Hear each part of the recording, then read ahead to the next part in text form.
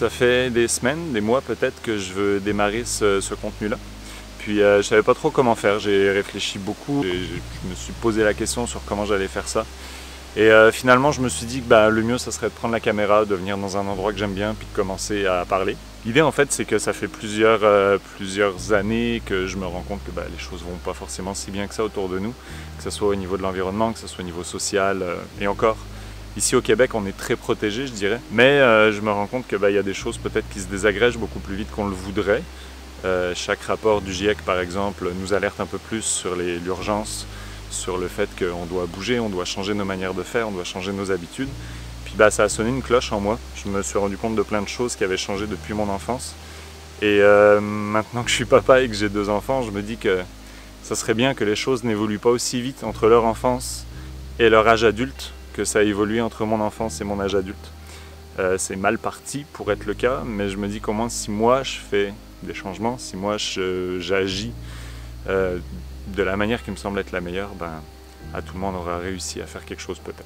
Donc après avoir fait ce constat, avec ma copine, on a décidé de mettre en place certaines choses pour changer notre mode de vie, pour changer nos habitudes, pour essayer d'être plus en accord avec nos valeurs, puis avec ce que je disais tantôt, quand moi j'ai 2 enfants, bon c'est pas son cas puisqu'on est une famille reconstituée, mais évidemment l'avenir de mes enfants et des autres enfants lui tient tout autant à cœur que moi.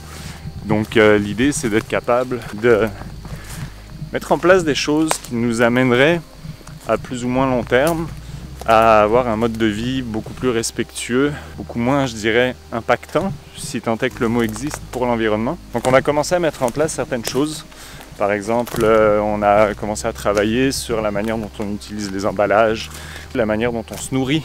On a commencé à faire certains choix qui sont peut-être plus éthiques. Mais toujours est-il que c'est des choses, je pense, qu'on n'est pas les seuls à faire. Il y a beaucoup de ressources qui existent, des blogs, des choses comme ça, sur des transitions zéro déchet, des transitions écologiques, des choses comme ça. Par contre, on a remarqué que dans le fond, souvent quand les gens partagent l'aboutissement d'une expérience, quand ils partagent leurs recettes, ce qu'ils ne partagent pas forcément, c'est ce qui les a amenés, le chemin qui les a amenés là. On se proposait de s'engager en fait à faire cette transition-là avec vous. Puis pourquoi pas que vous nous accompagniez là-dedans, que les gens qui sont dans les mêmes démarches peut-être, partagent avec nous des trucs, des recettes, des choses comme ça.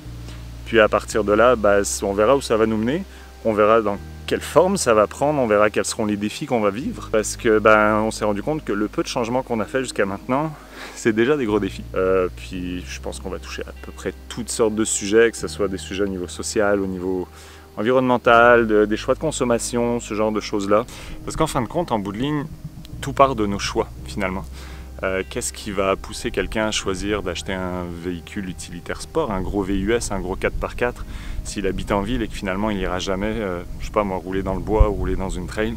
Qu'est-ce qui va pousser quelqu'un à acheter une immense maison de 600 mètres carrés si c'est pour y vivre toute seule? Qu'est-ce qui va pousser quelqu'un à faire 12 voyages par année en avion?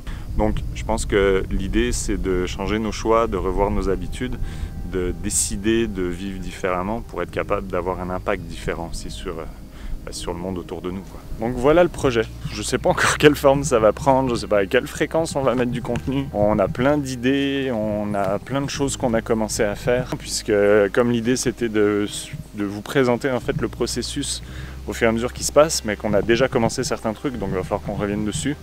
Il y a peut-être des entrevues qu'on va préparer avec des personnes qui elles-mêmes ont fait ce genre de changement-là, ou qui sont porteuses de certains messages ou de certains mouvements. Il y en a beaucoup ici au Québec, il y en a partout aussi. Puis en fait l'idée aussi ça va être de faire appel à vous pour nous suggérer des choses que nous on va pouvoir tester de notre côté aussi, à notre manière. Puis essayer de grandir tous ensemble au travers de ça, parce que je ne sais pas si on peut attendre grand chose de nos gouvernements.